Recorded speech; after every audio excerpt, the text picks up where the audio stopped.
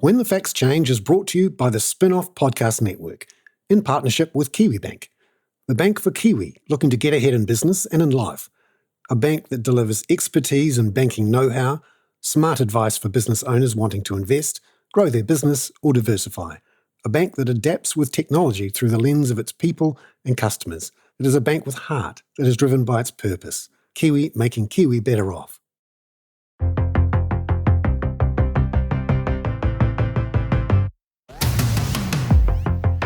I don't know about you, but I'm a little bit wary of social media. Maybe it's because I'm old and I remember things like Friendster and the one that Rupert Murdoch bought and then killed off, and Twitter, or the thing that's called X now, which I've spent way too much of my life on. I know that I'm desperate not to have on my gravestone, if only he'd spent another hour on the social media formerly called Twitter. So when, as a business owner, which I sort of am, I have to think about how to use a social media service to improve my business, to connect with people, I've always been a little bit standoffish, to be honest. And I know a lot of people in business, people in professional circles, who are wary of putting too much effort or time or information into social media, particularly the likes of Facebook and Telegram and all of the more edgy social media. But we all know LinkedIn. It's the sort of fusty old uncle of social media. It's been around for a long time. It's owned by Microsoft. Remember Microsoft? Of course, they're huge and worth an awful lot of money, and now leading the way, for example, in artificial intelligence. But LinkedIn has kept pumping along and now has nearly 1 billion users globally. And there are 2.5 million people in New Zealand, about 60% of the eligible workforce, who actually have a profile on LinkedIn. Typically, about 18% of people who have a profile on LinkedIn are actually using it regularly. But how can you use it to build your business, to make it more valuable, to make sure it doesn't die, to make sure it doesn't become irrelevant?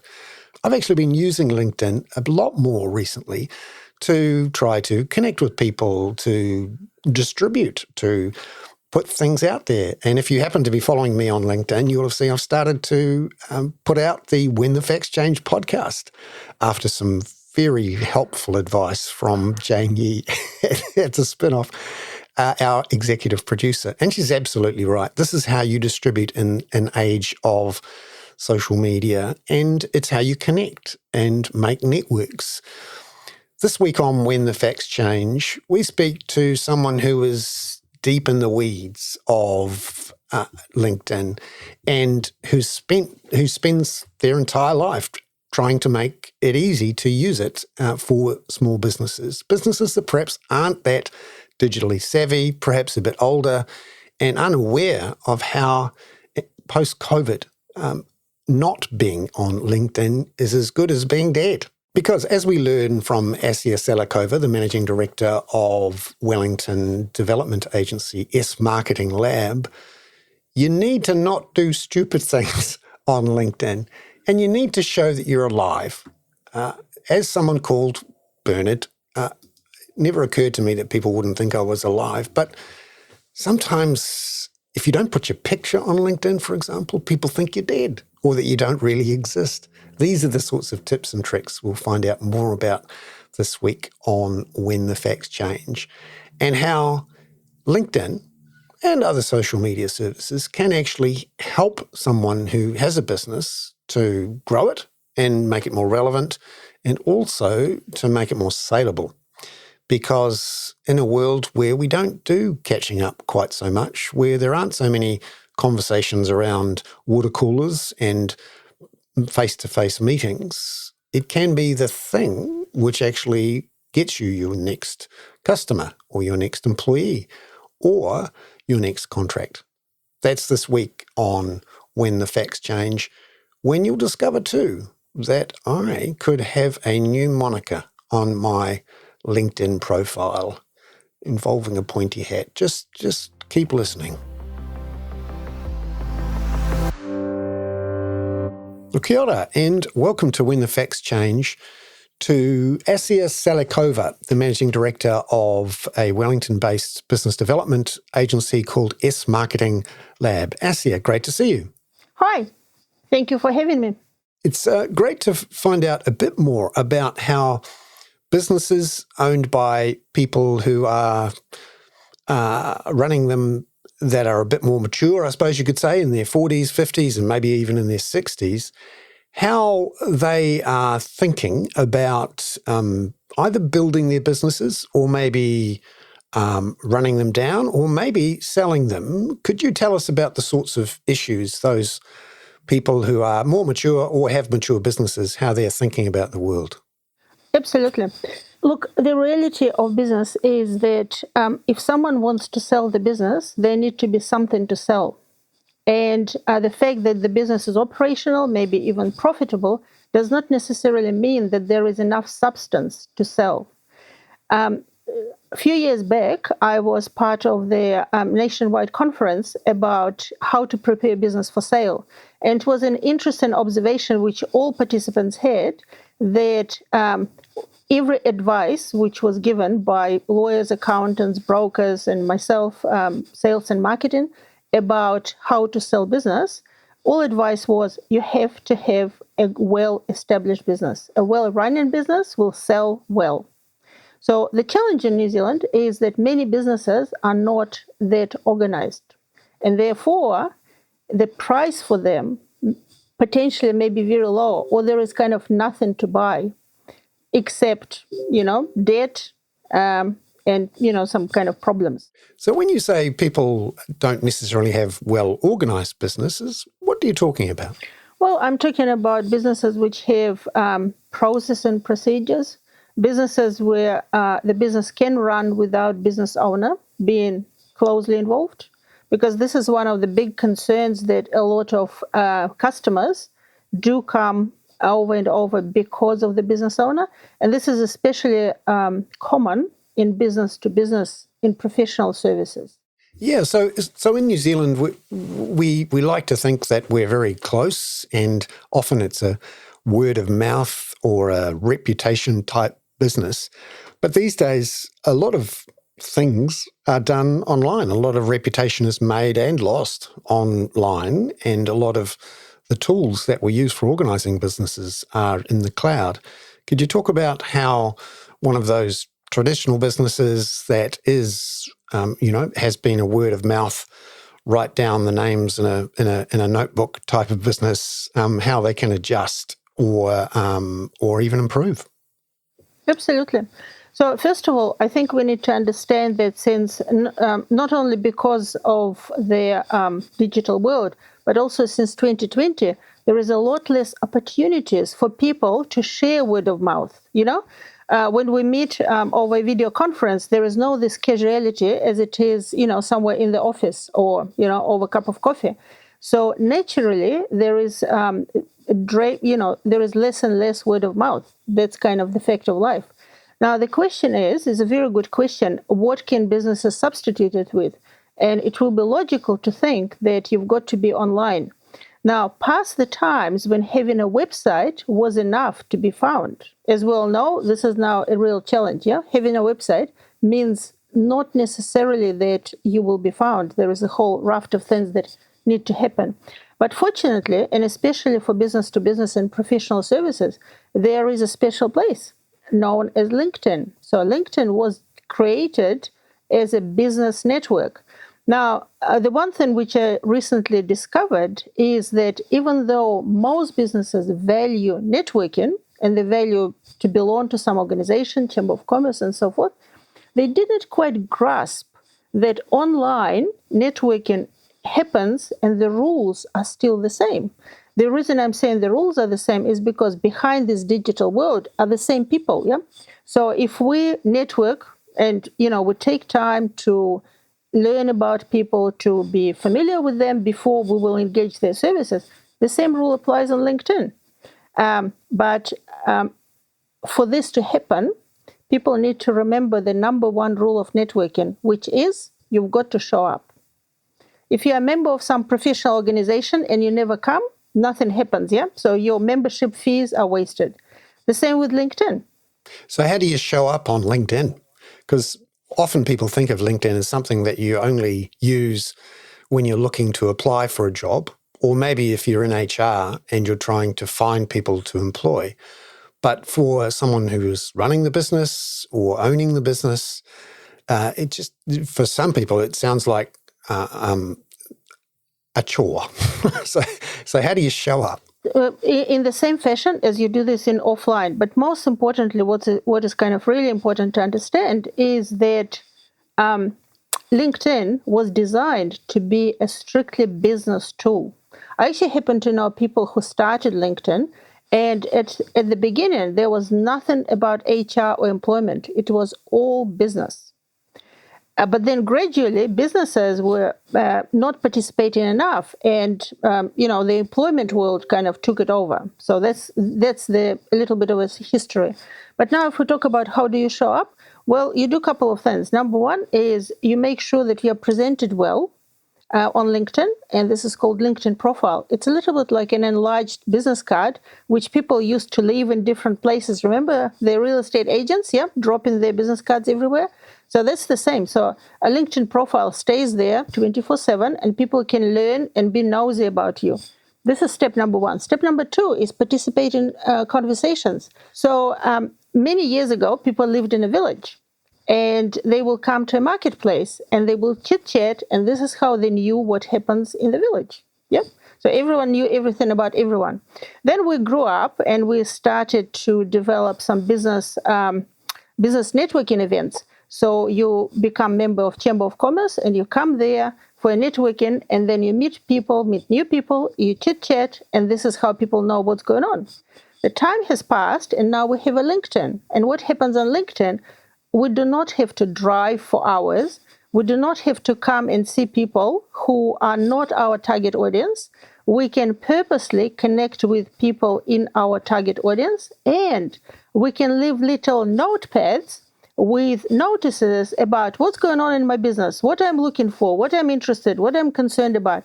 And then other people can come and read these notes. And this is how we get to know each other. So what's the best way to ensure that your profile is accurately reflecting your business and that you're achieving what you want? And I'm curious personally because I've begun to use LinkedIn more forensically in the last 6 months or so, and I'm still discovering. So I'm asking for some free consulting here about how to use LinkedIn. Absolutely. I'm happy to. In fact, just today we published an article about 11 tips how to optimize LinkedIn profile in 2023. So, basically the rule of thumb is pay attention. So you go to your profile and you start looking at every element of this profile, thinking about what people will look at. Now, you're a journalist, so you know that people are nosy about lives of other people. Yep. Yeah. So therefore, when people come to profile, they are nosy about you. So they want to have a look at you and they want to see your photo, which looks professional, right?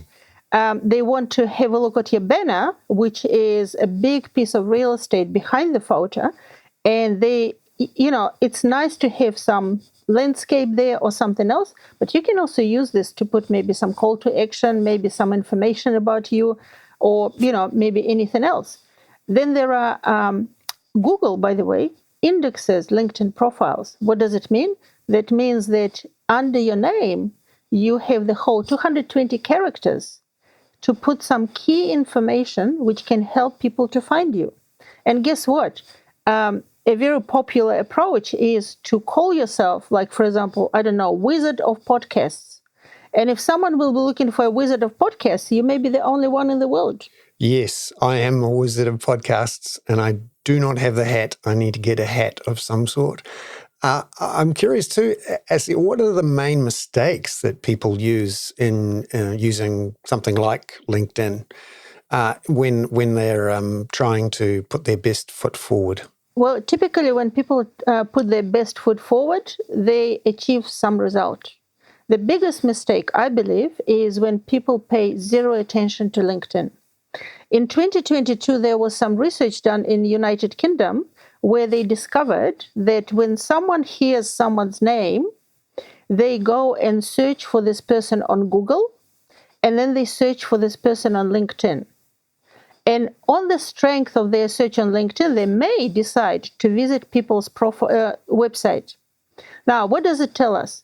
It tells us that we put thousands or tens of thousands of dollars to develop a company website and pay very little attention to LinkedIn profile. Now, let's say you're an established New Zealand business. An endless amount of very good businesses have their director's profile literally bare.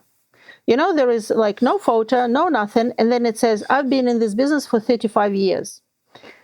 What do you think a person may think when they see this profile? Only one question. Is this person and this business still alive? I mean, seriously, because you don't know. And that's actually a big thing, because this is one of the interesting ways how word of mouth is changing today, is because younger managers come into government and corporations. They do not pick up the phone to check on you. They go on LinkedIn, they go on Facebook, and they look for a person. And if this person has an empty profile, they start questioning why this vendor is not modern, not current, not digital enough. Now, I believe that this will, and the interesting thing is, we don't feel it yet, but this change may happen so fast that people with no profile, with no knowledge about them in the network, may quickly lose I don't want to say lose their business, but they may lose some very valuable contracts. So just thinking about, how you've built up your profile, are there ways to use LinkedIn or other social media to effectively make it part of your business? Often people use Salesforce and other customer relationship management software to build up their customer databases and then start to, use it as a sales and marketing platform. Is that something that a lot of New Zealand businesses perhaps haven't worked out how to do, or how to sort of weaponize the software? 100%. They did not work it out. Most businesses not. But the important thing to understand, like something like Salesforce is a CRM, and this helps to sell. Yeah. Something like LinkedIn is literally the network. So when we talk about network, like most businesses done this, went to some BNI, Chamber of Commerce, some industry conferences, yeah? Now, let's face it, most businesses are not very strategic about this, yeah? So they go, meet some people, shake some hands, maybe something happens. LinkedIn allows you to be a lot more strategic, shake a lot more hands. And I think one misconception which exists is LinkedIn is in a digital world, yeah? Somehow people think everything digital is fast, yeah? So oftentimes we have conversations with people and they're saying, how soon can I make sales on LinkedIn? LinkedIn is not a shop. LinkedIn is a networking place. When was the last time you came to a business breakfast expecting to walk away with an order? Like never, yeah? Now, I personally have personal experience when out of 60 seconds in elevator, I've got a government contract. That happens, but that only happened once, yeah? So usually with networking, we understand that you come, you build relationships, it takes time. So LinkedIn is a digital platform, but people behind it are still the same people. They need time. So unless you show up, they don't get to know you. And just thinking about, how much time or effort you should put into it, I can understand the need to fill out your profile and have a picture of someone who's alive on it, and also thinking about being there to know when your colleagues or others in your industry have done things. But is it something that you could spend too much time on? 100%, because when you go there, you become nosy, you start reading, different posts, and there is a lot of useful, interesting information, and you can just bury yourself there for hours. Now, none of us have this time. So we recommend two approaches. One is, it is possible to make a significant difference just in 15 minutes a day. Like literally, if you just spend 15 minutes a day, you can be in a much better position. What would you spend this 15 minutes for? You've got to be very organized. And in 5 minutes, you can go and connect with few people. Now, how can you do this in 5 minutes? That means that you're not going to read their whole profile and just think too much. No, you just say, look, I want to connect with manufacturers of food in Auckland. Yeah. You just do the search, you get like that many names, and you just look at them. If they look reasonable, you just, send a connection message, and that's it. Now, this is not how most people connect. They will go read profile, look at their website. Of course, that will take 2 hours. So, you have to kind of decide. But think about this. When you step on a business breakfast in real life, you have no time to research people. You just shake hands with whoever comes across. Yeah. So this is your first 5 minutes. And then you spend 10 minutes on reading some posts and maybe commenting on them. That's it. If you want to post something of your own, I strongly recommend that you don't try to do it on the day, that you do this, you prepare this upfront and then post, because otherwise it takes too long. And the other thing is, I was one of the early adopters of LinkedIn, and very quickly I discovered that I don't have enough hours in the day to read all this amazing material. Neither would anyone else. So that's one of the main reasons why we as a company actually provide ghost LinkedIn networking. Tell me about that. How does that work?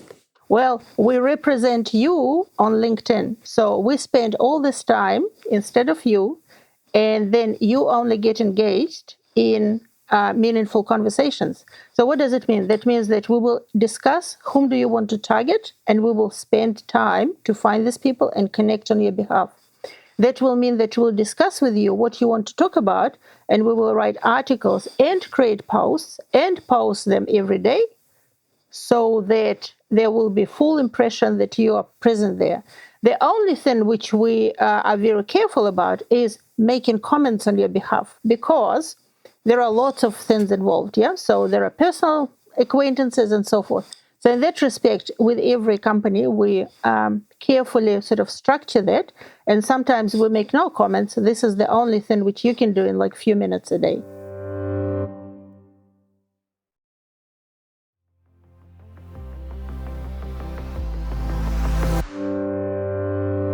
What are the risks, though, that you commit yourself to this network and you spend a lot of time and you invest, maybe you employ someone to help you out on it, and then the network dries up? We've had the examples of, Friendster and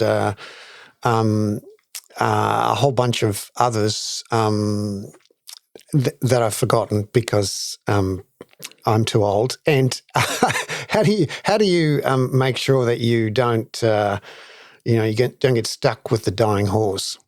It's a very good question. Now, there is more than 1,000 social media networks in the world.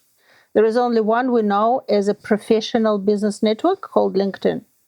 So I think that's kind of a reasonable expectation that it will stay here for a while. And one of the things that has made LinkedIn a success in terms of volumes and its services is that it does make money, obviously, from all sorts of things. How effective are the tools that LinkedIn offers for people to sell products, make connections, do all of that thing? Because on occasion, you get suggested with the premium, and you're tempted to put your credit card number in. But how effective are they? Just like everything you pay for, if you use it, then it is effective. If you don't, then it doesn't work. I have to say that, in all honesty, some of their premium services, they are not that helpful in New Zealand, only because, like in some industries, there is just not enough people participating actively. But it's just important to understand what exactly do you need. Yeah. So, for example, one reason why I'm using paid subscription is because I can approach and connect with more than 100 people a week, which is now a limit. Now, you may say you don't want to connect with 100 people a week. Maybe you don't. But I'm also interested, not always just for connections, but for some research reasons and so forth. and the free account just doesn't make it. So I would have suggested that the best strategy is to first start using it in full. And when you will hit some limitations, then consider a paid version. And just thinking too about crisis management, because, one of the good things about social media is that you find out about stuff real fast, often the good stuff, but sometimes the bad stuff. How do you ensure that suddenly you don't become the subject of a full-on attack or a storm of protest? Because LinkedIn is not Facebook or YouTube comment section, thank goodness. But, you could pretty easily lose your reputation in a flurry of bad comments from maybe people who are bad actors. That's very true. But let's put it that way. A lot of people are concerned about this. And this is, I think, number one, maybe number two reason why more mature business owners don't want to participate in social media, because they're afraid of these comments. So, look, there are two approaches to that. Number one, don't do stupid things yourself. No, this is very serious. What I mean by that is, number one, don't put, for example, political or religious comments, or don't publish something that is, too controversial, which is not business related. And I would say these are probably the same rules apply when we're meeting offline. Yep. So if we meet offline, when was the last time there was some, religious thing discussed in a business environment? Not very often. So this is kind of step number one. Number two is do a good job. If you're in business, when are you criticized? When you are not doing a good job, right? So again, this is nothing to do with social media. And number three, if you get into this position, I guess you need to have some journalist or PR specialist on the tab to help, solve this, because, things happen. But I don't think that social media added any specific aspect to that, because remember, in the past, there could be like an article in the newspaper, some, I don't know, a mystery shopper, and, something on TV. So you could get into this position anytime. What happens if you do think, okay, it's time for me to leave the business, I want to sell it, and you think, well, actually, the people who might buy it or be interested in buying it are on LinkedIn somewhere, or they are in my network, but I don't necessarily want to, advertise the fact that I'm looking to sell the business. So how would you use the network to realize the value in your business, or find someone who wants to take it over? Well, on LinkedIn, there are two ways to communicate. Yeah, you can communicate publicly and make a post, a LinkedIn post, and then everyone can see it. Or you can send a private message. So this private message is just as private as the email or a phone call. And I would say that the best approach will be then to, search for people who may be in your industry. Or, for example, some people want to immigrate to New Zealand, and they may be interested in an investment. So again, you can just go and start searching for people who are migrating, for example. So LinkedIn is absolutely, helpful in that. The only thing is, when you start doing something like that, they will come, check your profile, and start looking at who you are as a company. So if you've done nothing before, it's like with network. When you come for the first time in unknown crowd, what they can say about you, okay, good person, but we don't know them yet. Yeah. So one of the messages about LinkedIn is, the sooner you start, the more chances there is that over time, people will get to know you and you will gain some reputation. And I think the important thing to understand, this is a message not just for business owners, but for just people, in employment. Because one day, someone who is currently employed may want to become a business, may want to become a consultant or someone else, and this network and reputation can help them. And just finally, are there any things to watch out for in terms of scams or frauds, or things that can catch you out? Because these days, online, customers of banks or all sorts of services have to be pretty aware, and I suspect LinkedIn is able to be accessed from all over the world, and I'm sure it's got all sorts of protections and various things, but sometimes the gremlins get through. So how do you make sure you're safe? Well, I would say there are two things. Number one is every business should seriously consider to have a social media guidelines, for their employees, because it's not necessarily that businesses are too secretive, because most of them are not. You're a bakery or a car dealership, but just the fact that they are mindful of what's going on. Yep. So this is number one, and also mindful about what can and cannot be shared, because an innocent photo from the office may actually put business in exactly very delicate situation. Not good. Can you think of any examples? Not recently, but it is like very possible. But the second thing is, I just can't stress enough, don't do stupid things. So when someone approaches you and says, we want to give you a 0% loan, and can you please send us your blah, blah, blah, just stop and think about it, and just, kind of go and research this person. Of course, there are some impersonators, and you can come to their profile. It looks kind of good, but there is always something that you can spot. Yeah. So some strange education or like no work history, so it is pretty easy to spot people like that. For example, one of the rules I personally have, and we imply this to all our customers, we never connect with people who do not have a photo on their profile, honestly. Unless, like, for example, if I, not criticizing you, but for example, if I know you and you don't have a photo, I may agree to connect. But generally speaking, this is the first thing. If the person can't even show their face, who is this person? Please. Yes, well, that's a useful thing. From someone called Bernard, Weekend at Bernie's was always a favourite movie. So, yes, having a picture of someone alive is useful. Assia, lovely to have you on When the Facts Change. Assia Salikhova, the Managing Director of Smarketing Lab, there from Wellington. Ka kite anō. Thank you.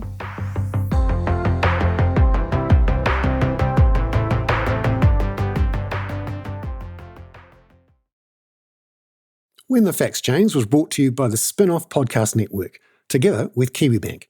Visit kiwibank.co.nz to find out how KiwiBank are making Kiwi better off.